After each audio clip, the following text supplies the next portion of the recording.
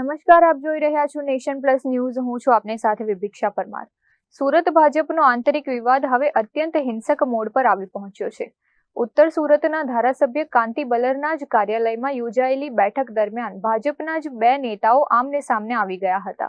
સુરત મહાનગરપાલિકાના ward number 5ના ભટનીવાડી સોસાયટીના પડતર પ્રશ્નો અને ડિમોલિશન અંગેની રજૂઆત માટે ધારાસભ્ય કાંતિ બલરે કાર્યાલય ખાતે બેઠક બોલાવી હતી, જ્યાં ચર્ચા દરમિયાન વર્ચસ્વની લડાઈમાં જ વાત છૂટા હાથની મારામારી સુધી પહોંચી ગઈ હતી.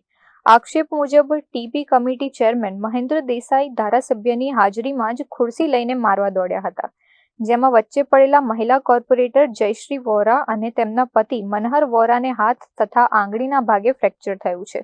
મનહર વોરાનો આક્ષેપ છે કે વરાછા અને કતાર ગામમાં સૌરાષ્ટ્રવાસીઓ તથા પાટીદારોના ઉદ્યોગો પર કરાતા ડિમોલિશન અંગે રજૂઆત કરતા જ વિવાદ સર્જાયો હતો.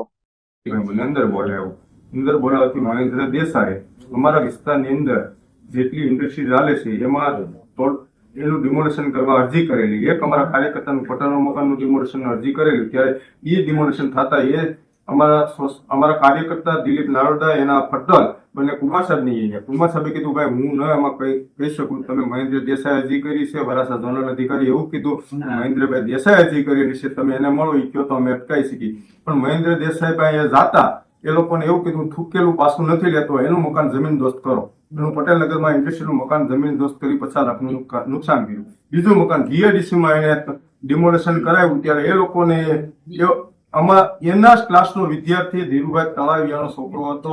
ધીરુભાઈ અમને એવું કીધું તમને સૂટની વખતે અમે હારમાળા પહેરાવેલી છે, તમને મત અપાવેલા છે, તમારી કાર્યાલય આવી છે, અમારું મકાનનું બસાવ કરો, છતાં એનું બસાવ ન કર્યો.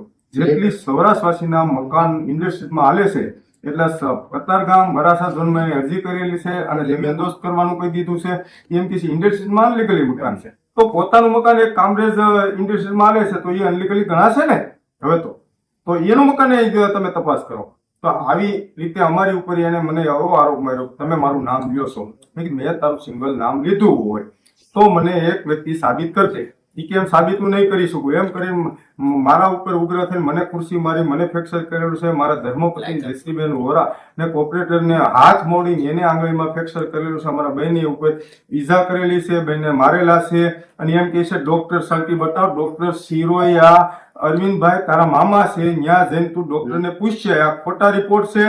ખોટા રિપોર્ટ હોય તો હું તને સાબિત કરી દઉં. જા ડોક્ટર શિરોયાને પૂછશે, એમ કે ખોટા રિપોર્ટ છે. આ મામલે મેં ફોન નંબર પર ફોન કરેલો હતો. કાંતિભાઈ ધારાસભ્યો કીધું તમે પોલીસ ફરિયાદ કરશો, મારું કાર્યાલય બદનામ થશે, તમે બદનામ થઈને એમ અમને આમ કરીને વાતને પૂરી કરાવી. પછી મેં ઘરે આવતા પ્રદેશ અધ્યક્ષ જગદીશભાઈ પંચાલને મેં મેલ કરેલો છે, રત્નાકરજી મહામંત્રીને મેં મેલ કરેલો છે, પ્રશાંતભાઈ કોરાટને મેલ કર્યો છે, એને વોટ્સઅપ કર્યો છે. પ્રશાંતભાઈ સાથે મારે વાત થઈ છે. પ્રશાંતભાઈ કીધું હું અઠવાડિયામાં સુરત આવું ત્યારે તમને મળું છું. શહેર અધ્યક્ષ પરેશભાઈને મેં ફોનથી વાત થયેલી છે, કેને રહેવાથી પરેશભાઈ મને એવું કીધું સુરત આવું ત્યારે મનોહરભાઈ તમારું જે કાંઈ સામે બિહારીનો રસ્તો કાઢી. સુરત શહેર મહામંત્રી પ્રફુલભાઈ પાનસુરિયા મેં જે લાગતા બધાને મેં મારથી ફોનથી કાયદેસર જે હકીકત જાણકારી કરી છે. મળતી માહિતી મુજબ આ ઘટના બાદ 100 નંબર પર કોલ કરી પોલીસ ફરિયાદ કરવાનો પ્રયાસ કરાયો હતો, પરંતુ ધારાસભ્ય દ્વારા મામલો દબાવવાનો પ્રયાસ કરાયો હતો. આખરે મામલો પ્રદેશ નેતાગીરી સુધી પહોંચાતા મહિલા કોર્પોરેટરના લેટર પેડ પર પ્રદેશ અધ્યક્ષ જગદીશ પંચાલ, મહામંત્રી પ્રશાંત કોરાટ અને રત્નાકરજીને ઈમેલ કરી લાઈવ ફરિયાદ મોકલાતા સુરત રાજકારણમાં ગરમાવો આવી ગયો છે. ધારાસભ્યની હાજરીમાં જ લોહિયાળ વિવાદ અને મહિલા કોર્પોરેટર પર થયેલા હુમલા બાદ હવે ભાજપ પ્રદેશ મોવડી મંડળ ટીપી ચેરમેન સામે શું કડક પગલાં લે છે તેના પર સૌની નજર ટકેલી છે. Bureau report, nation plus news, Surat. સમાચારોના સતત અપડેટ મેળવવા માટે અમારી નેશન પ્લસ ન્યૂઝની યુટ્યુબ ચેનલને સબસ્ક્રાઇબ કરો, બેલ આઇકન દબાવો અને જોડાયેલા રહો ફેસબુક, ઇન્સ્ટાગ્રામ અને ટ્વિટર પર.